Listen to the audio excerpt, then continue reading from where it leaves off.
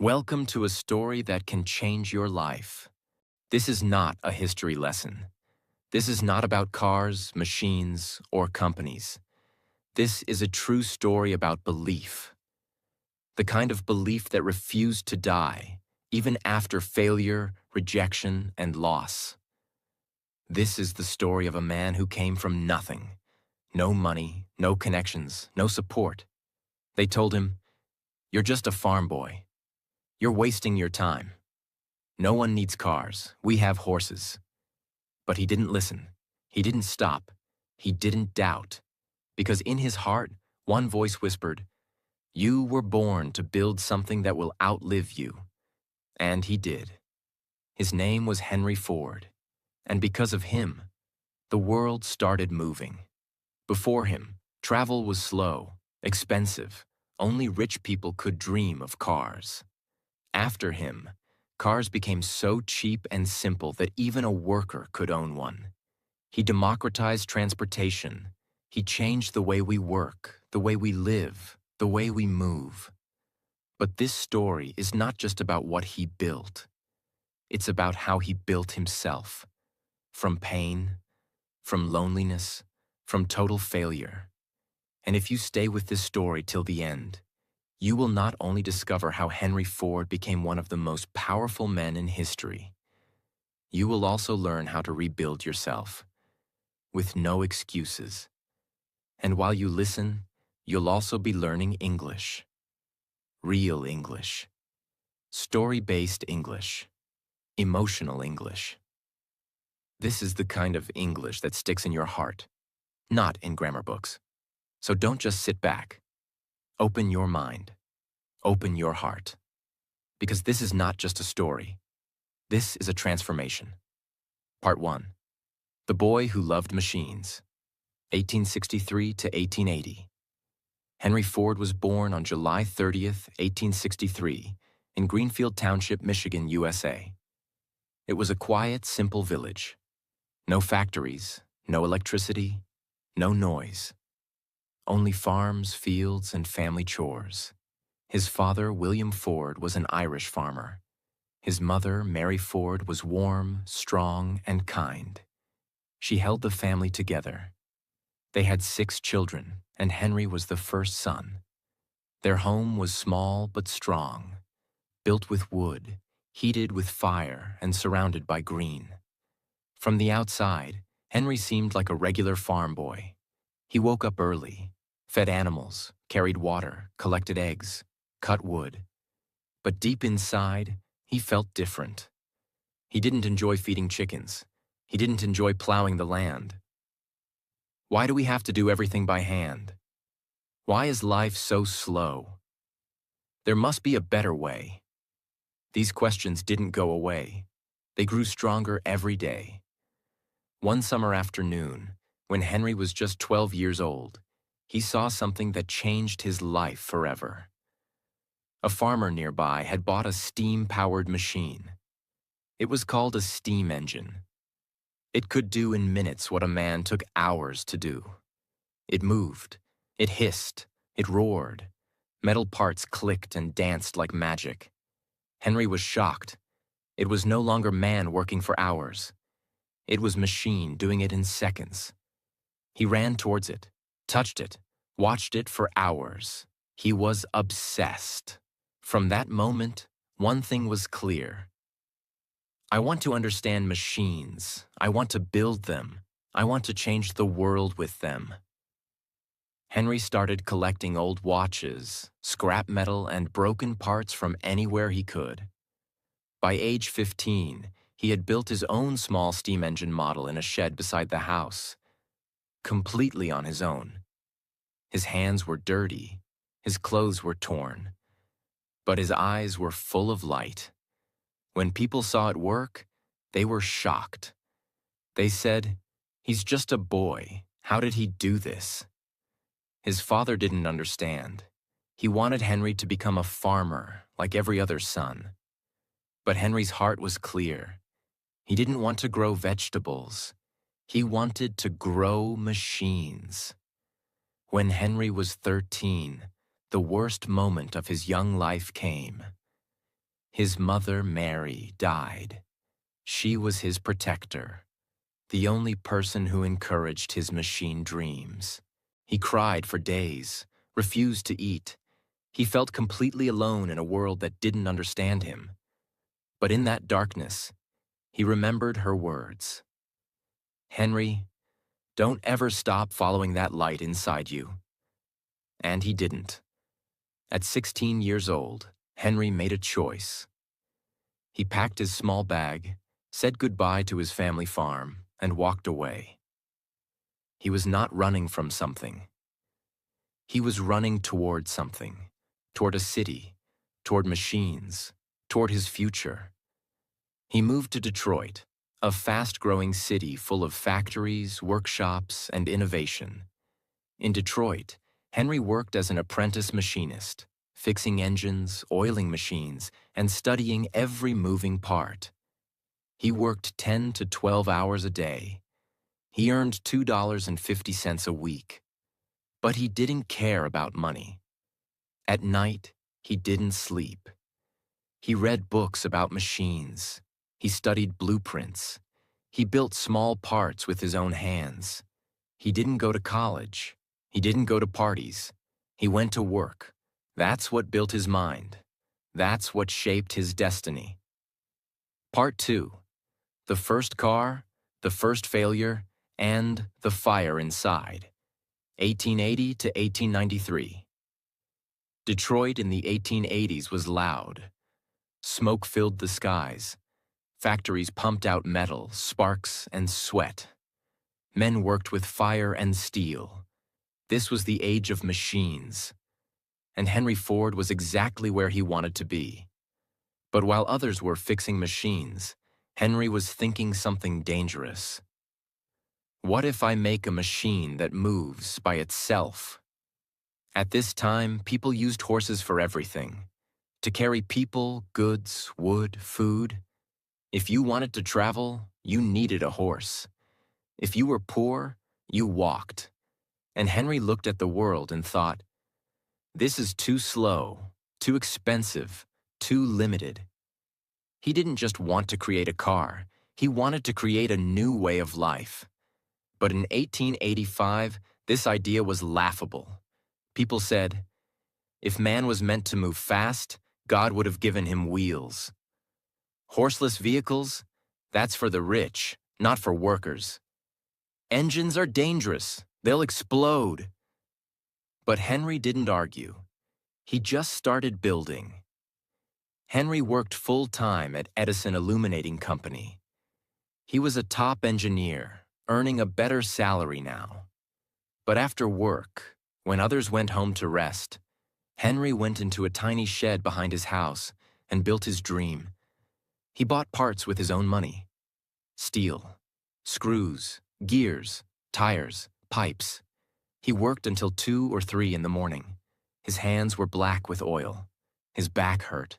His fingers bled. But his eyes were full of light. He called it the quadricycle, a 4-wheeled vehicle powered by a small gasoline engine.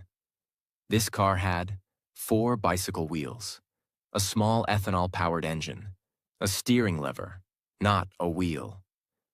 A simple frame made of metal rods. It could carry 2 people and had no roof, no doors, and no reverse gear. It was not beautiful. It looked more like a motorized baby carriage. But it moved. He tested it in his yard. The engine started. It made noise. It coughed. And then it began to roll forward. Henry's hands shook. His heart beat faster. Tears came to his eyes. It moves, he whispered. It actually moves. June 4th, 1896. Henry was 32 years old. He and a friend pushed the quadricycle out of the shed, but it was too wide to pass through the door. So what did he do? He grabbed an axe and broke the wall of his shed. That's right. He literally destroyed his own garage to make way for his dream. Once the machine was out, he started it and began his first ride on the streets of Detroit. People stared. Some laughed. Others screamed. Dogs barked. Horses panicked. children ran. But the car kept going. 20 miles per hour. It was noisy, it was shaky, but it was history. Henry Ford had built and driven one of America's first gasoline-powered vehicles. Later that year, Henry was invited to a private dinner. Among the guests, Thomas Edison, the most famous inventor in the world. Henry explained his idea: a cheap car that anyone could buy. A vehicle for the common man. Edison slammed the table with excitement. He said, "Young man, that's the thing. Keep at it. Electric cars are too heavy. Your gas-powered car is the future. You've got it." That night, Henry didn't sleep. Edison's words were fuel. In 1899, Henry raised money from investors and started his first company, the Detroit Automobile Company. Now he had a factory, employees, machines. It looked like success, but the company was a disaster. Why? The cars were too expensive. They broke easily. Production was slow. Henry kept changing designs to make them better, and the investors got angry. After just 18 months, the company shut down. People said, "We told you, he's a dreamer, not a businessman." Henry was humiliated. He had no job, no company, no car.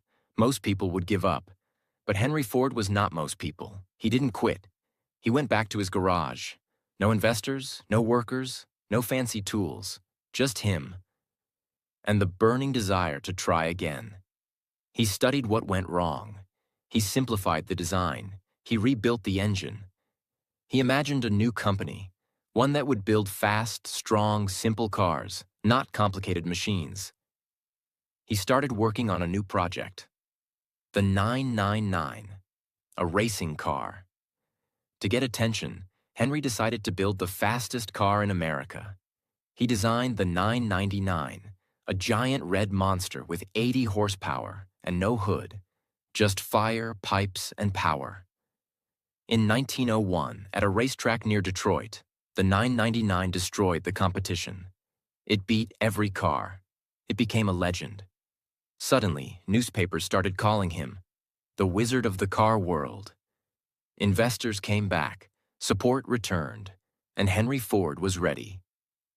This time, he would not fail. He had a new vision, a new company, and a new plan to build the car that would change the world. Henry Ford had failed once, but instead of crying, complaining, or quitting, he rebuilt himself. And now, with the success of his racing car, the 999, investors were begging to work with him again. But Henry had changed. This time, he had one clear mission. I will not build cars for the rich. I will build cars for the people. On June 16, 1903, Henry and 11 investors created a new company, Ford Motor Company. The starting money, $28,000, from investors, not from Henry himself. Headquarters, a rented building on Mack Avenue in Detroit. Employees, just a handful of mechanics and dreamers. Henry was the vice president and chief engineer. But even though he didn't have full control yet, he had a plan, a massive plan. He was going to create a car that was simple, cheap, and strong enough to survive America's terrible roads. The first car they made was called the Model A. It was a two-seater. It had a small engine, leather seats, and a price of $850, which was a lot of money back then. It was a success. In the first week, they received over 1,000 orders. But Henry wasn't satisfied. "This is just the beginning," he said. "I will build something better, something the world has never seen." So he kept improving. He made Model B, Model C, D, E, F, and more. Each car was stronger, faster, and more reliable. But Henry still wasn't happy. Why? Because the price was still too high. In secret, Henry worked day and night on a new idea. He wanted to build a car that would last for years, drive on rough, muddy American roads, be easy to repair, be affordable, even for factory workers. This dream became his obsession.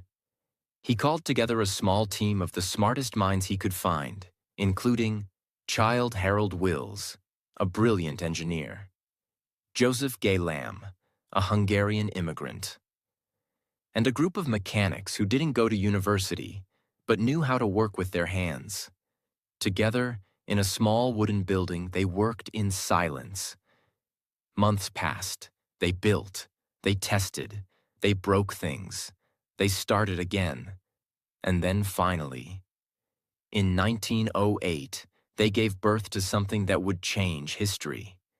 In October 1908, the Model T was born. It had a 4-cylinder engine, a top speed of 45 miles per hour, 20 miles per gallon, simple controls anyone could learn, a strong steel body, and most importantly, it cost just $850 and would drop much lower later. People laughed at first. They called it Tin Lizzie, an ugly name for a beautiful idea. But the public didn't care. They didn't want fancy. They wanted freedom. And the Model T gave it to them. Orders exploded. People from every corner of America, farmers, teachers, factory workers, small business owners, were now able to own a car for the first time. Before this, cars were a luxury. After Model T, they became a necessity. Within 10 years, more than half the cars in the world were Ford Model Ts. But how did Henry do it? How could he make so many cars, so quickly, at such a low price? That's where the real magic begins. In 1913, Henry and his team invented something that would not only change the auto industry, but change every factory in the world. They created the moving assembly line. What does that mean? Before this, a group of workers would stand around a car and build it together, piece by piece. It was slow, expensive, tiring, but Henry flipped the system. Instead of workers moving around the car moved to the workers. Each worker had one job, one small task, one simple action, repeated again and again. Like this. One man attached the wheels, another installed the engine, another did the steering, another added the seat. The car moved along the line, and at the end, it was finished. The result? A car that used to take 12 hours to build now took just 90 minutes.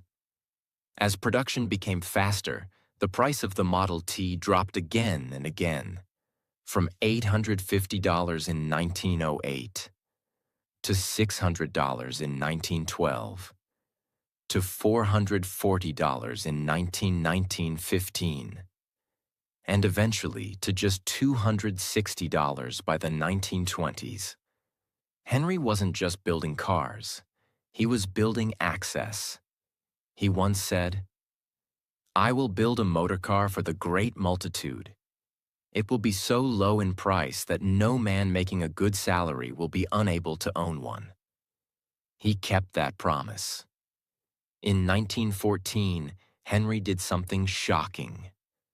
At a time when most companies paid $2.50 a day, he announced, "From now on, my workers will earn $5 per day, double the average salary."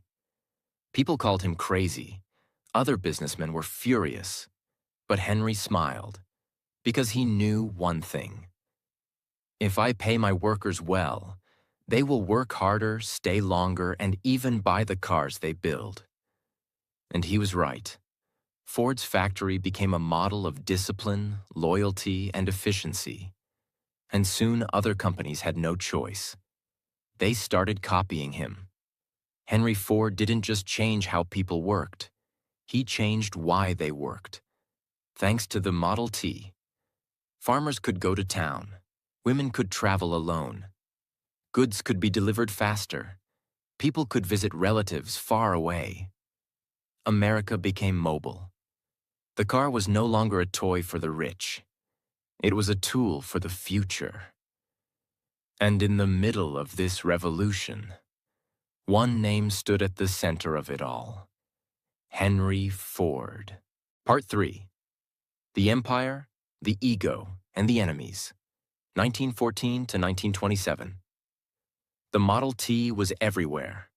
His factory was the most productive in the world. And the man himself? He was becoming richer than he ever imagined. But something else was happening too. Henry Ford was changing. At this point, Henry Ford's personal wealth had crossed $100 million. In today's value, that would be billions. He could buy land. He could build cities. He could hire thousands. But something inside him began to shift. He started believing that he was always right. He stopped listening to advice.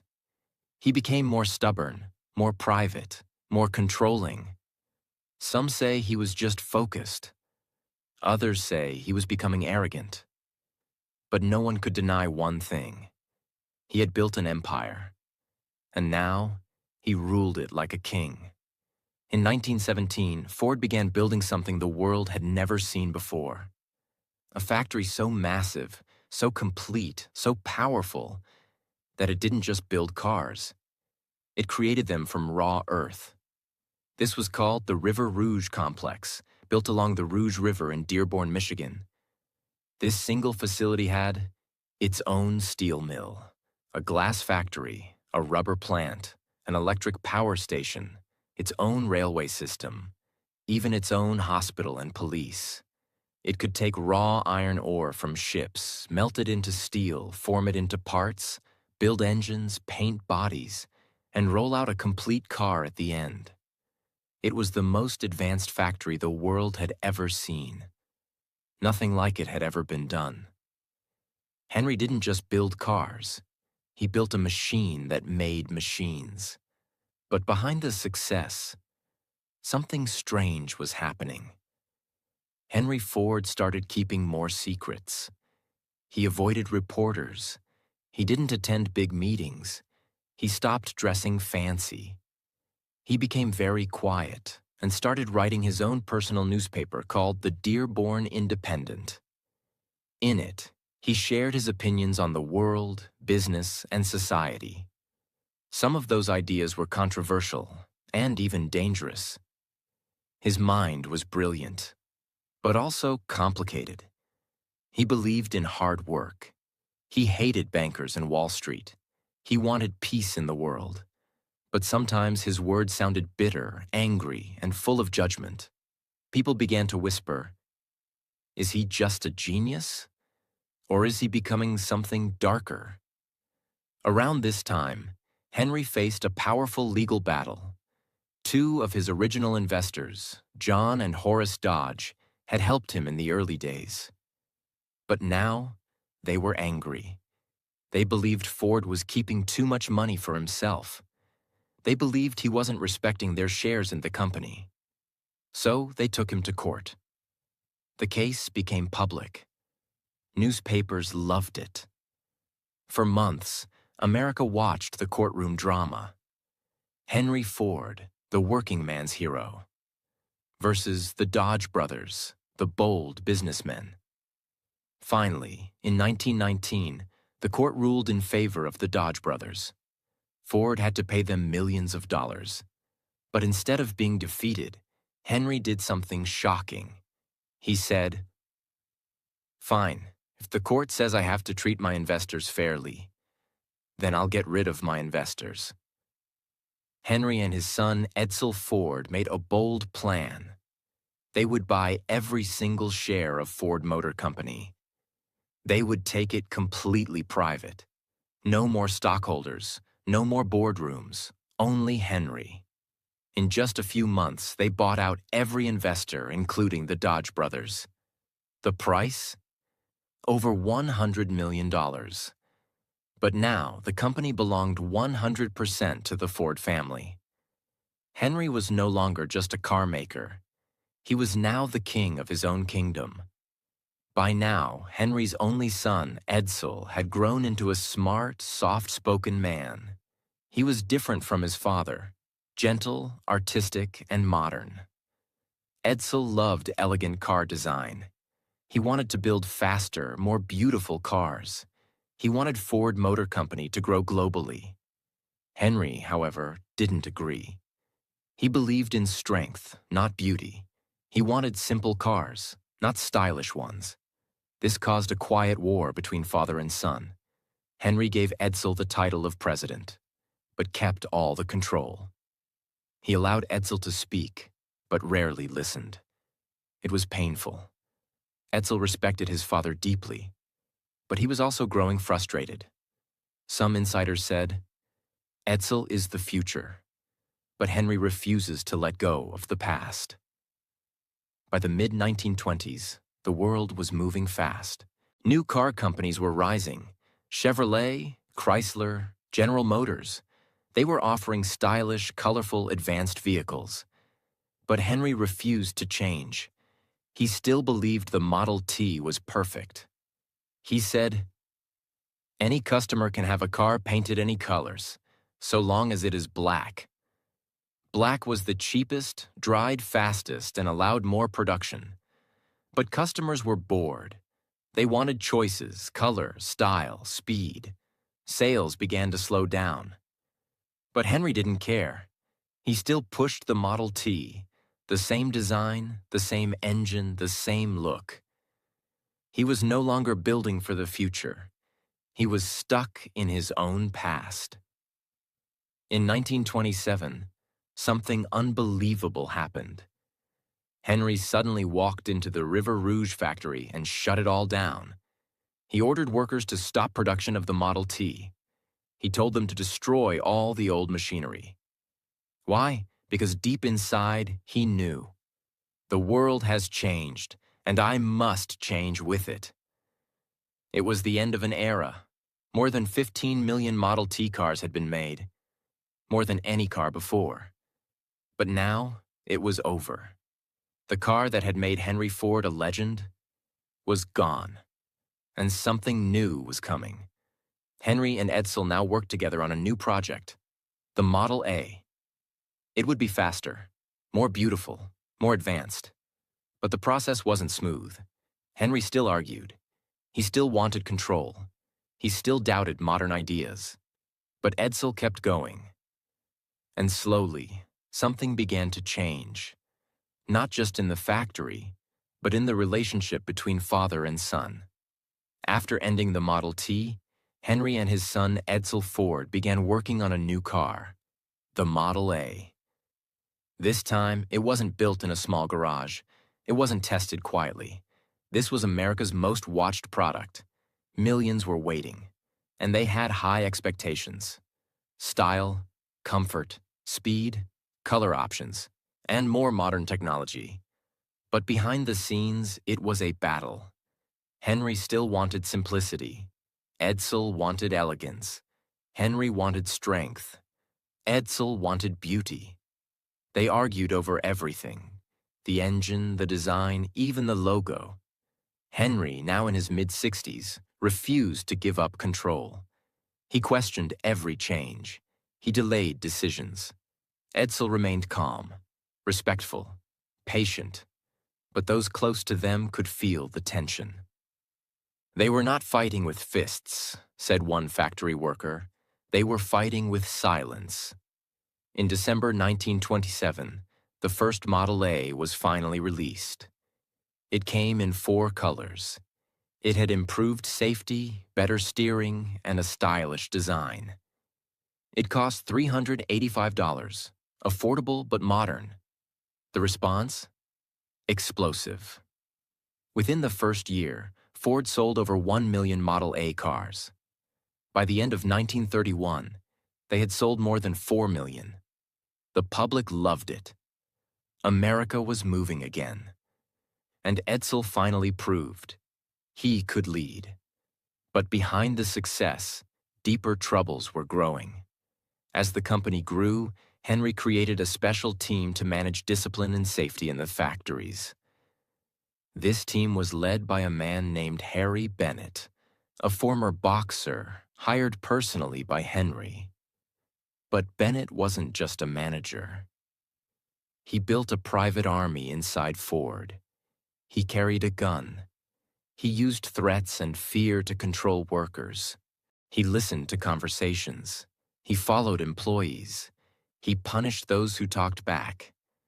Some said he ran the factory like a prison. Henry trusted him completely. Even as people complained, even as Edsel disagreed, Henry kept Bennett close. This decision would later break the heart of his own son. As the 1930s began, Edsel Ford was president of Ford Motor Company. But everyone knew the real power still sat with his father. Edsel wanted to expand the business globally. He wanted to build luxury cars. He wanted to modernize the company. But Henry blocked many of his ideas. Meetings were canceled. Designs were rejected. Decisions were reversed overnight. Edsel smiled in public. He never raised his voice. But inside, the pressure was building. He worked 12 to 14 hours a day. He traveled constantly. He carried the weight of an empire, but no freedom to lead it.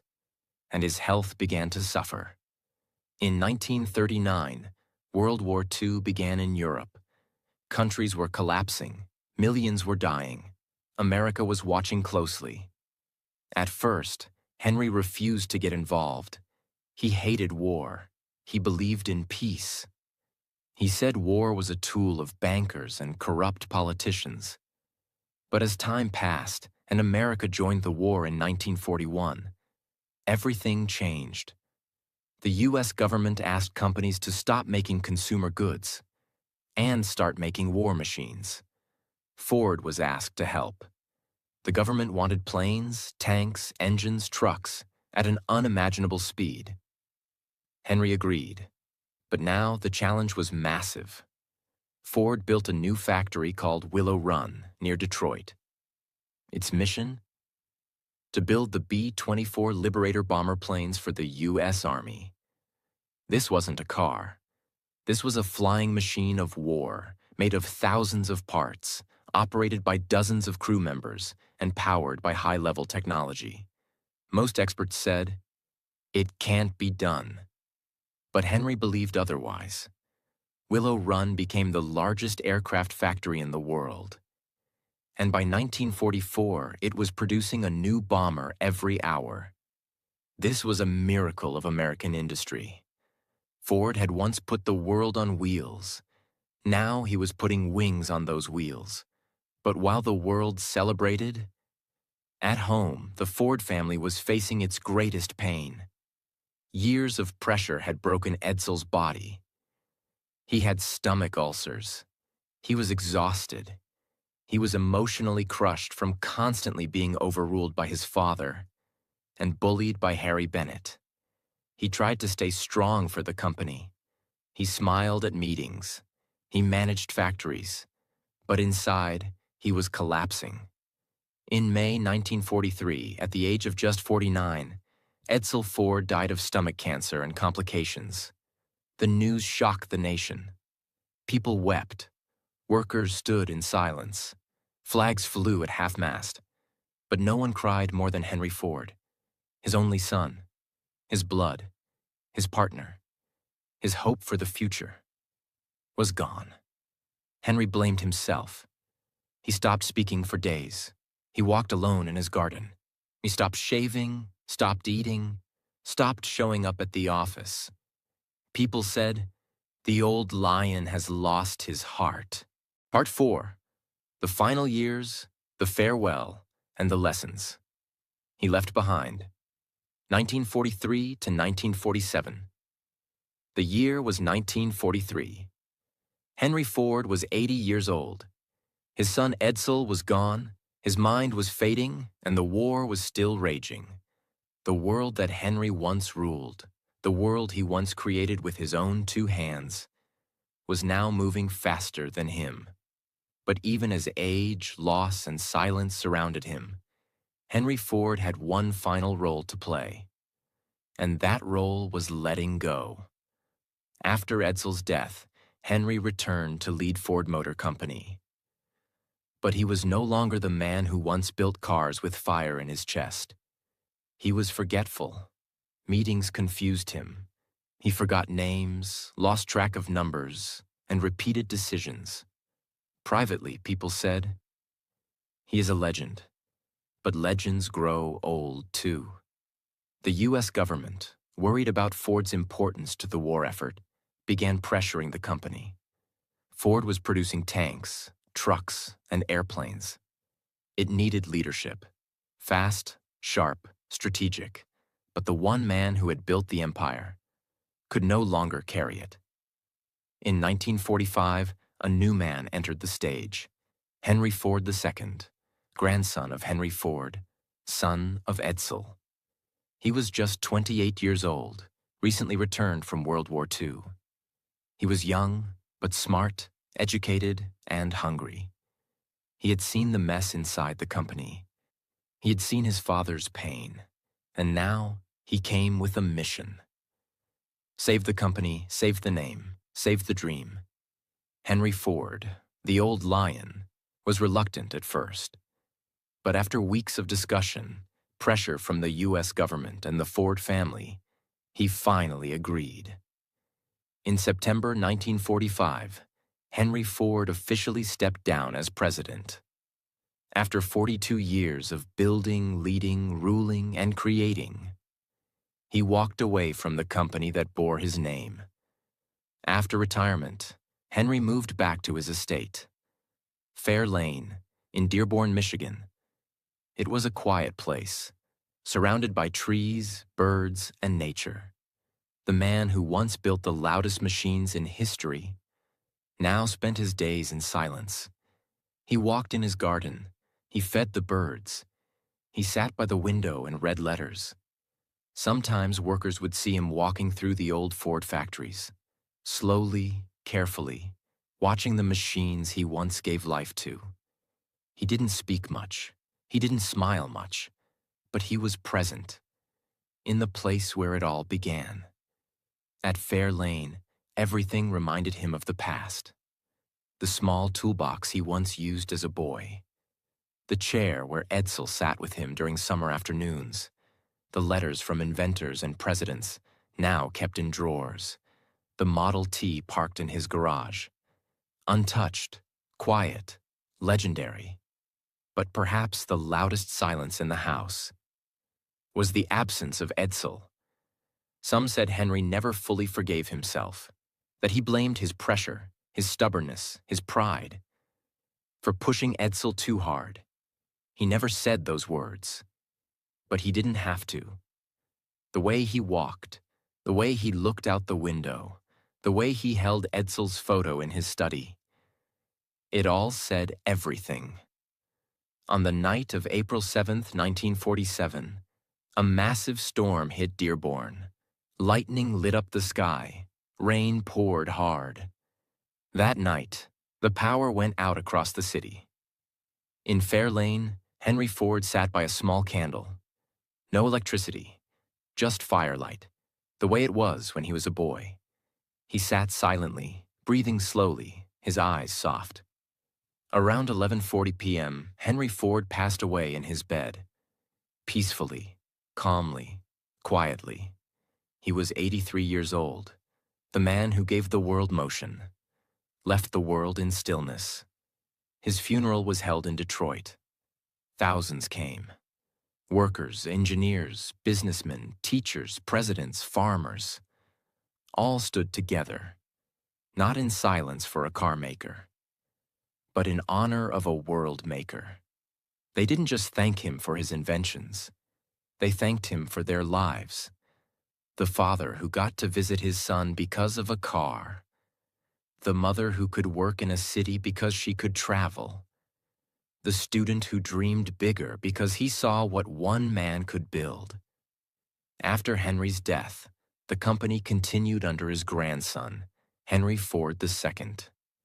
It modernized, grew, faced new challenges, But the spirit of the original Ford never disappeared.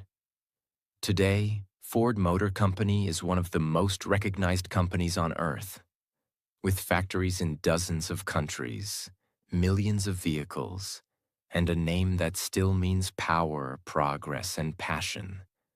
But more than cars, more than money, more than buildings, Henry Ford left behind a mindset, a blueprint for belief. Now let's talk about what you can learn from his extraordinary life.